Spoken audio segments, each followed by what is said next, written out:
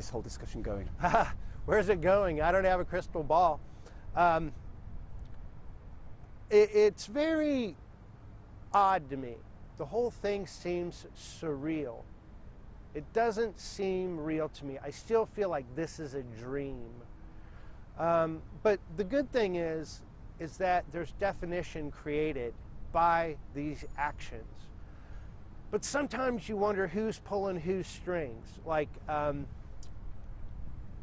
you hear about Antifa. Is Antifa as horrible as some of my friends on the right will say Antifa is? And then on the my friends on the left will talk about white supremacists. Well, what is white supremacist? That's a very elastic word. One person might be proud of their white culture, but another person might label that person a white supremacist. And it's like, well, can you have pride in your culture without being labeled a white supremacist? So it gets very gray. There's more than 50 shades of gray in this. Probably 150,000 shades of gray. But it's not black and white. It's not simple. And then the thing that hurts me so much is I like these monuments. I like the art. I like the history of it. It's something of the past. I'm glad the United States is the United States. Am I glad the Confederacy lost?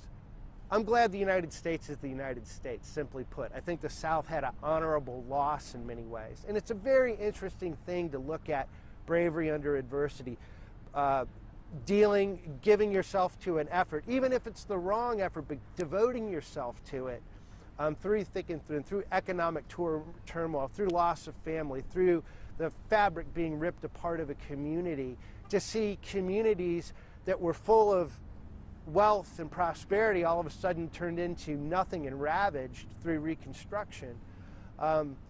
That's all very hard stuff to look at. But I think it would be acceptable even in Germany to say that German soldiers in the Second World War fought bravely. I think so, but I think even when you say that, you can put people on edge because we lump in. Like, for instance, we talk about Nazis.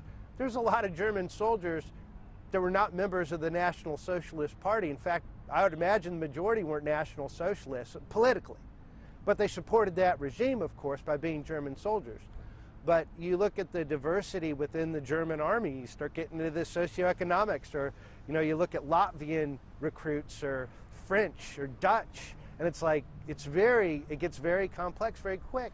And I'll tell you, I most of the time I'm an atheist. Sometimes I'm a Buddhist. On other days I'm a Christian. Depends on what day it is.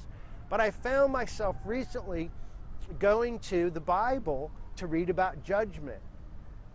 And I haven't been a big churchgoer. I was raised in the church, but I'm not a big churchgoer at all. I've been to church in years. And now I find myself looking at Scripture.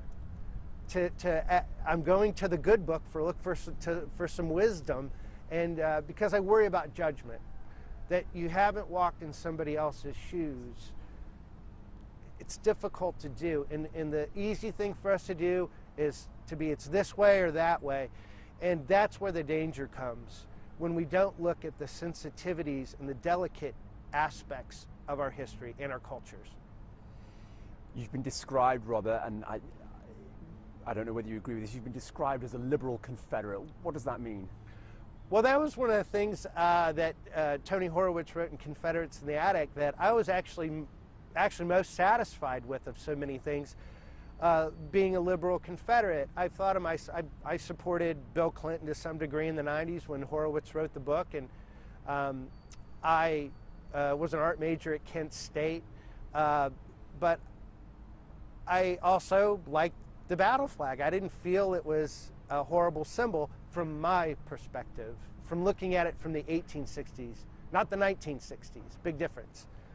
And so I thought that, I can like Confederate history and not subscribe to the politics of it, even the modern politics. But I find myself in a modern context being, like I said, shifting a little bit to the right. But I think that it's okay. You shouldn't have to be labeled because you have an interest in something. And it goes back to things that Dr. Martin Luther King has said about judging people on individual merit. Not on ethnicity, not on religion, not on race. And so who are you as an individual? I like the Confederate battle flag, But I hate when the Klan flies it. You know, it bothers me. It hurts my feelings because that's the image that most people that look at modern history look at that. And that's the connectivity. That's not my connectivity. My connectivity goes back 100 years before that. Do you worry about being misunderstood? Your views are complex and well thought out. Do you worry about being misunderstood by the public? Oh, I don't just worry about being misunderstood. I know I'm misunderstood because I'm simplified. I'm generalized. That often time is not taken to understand an individual because of the timing aspect. You know, so we compartmentalize. I've been compartmentalized by some of my friends. Some of my friends on Facebook won't talk to me now because they see that I'm supportive of the monuments. And it hurts my feelings that they've been so shallow to judge me because I support a monument. Why don't they have a discussion with me? Not through social media, but in person, over a beer around a campfire or something, you know? I could talk all day about this, Robert. We're going to have to wrap this up because it's cold and I don't want to take up too much of your time. One final question. How much is Donald Trump individually responsible for driving this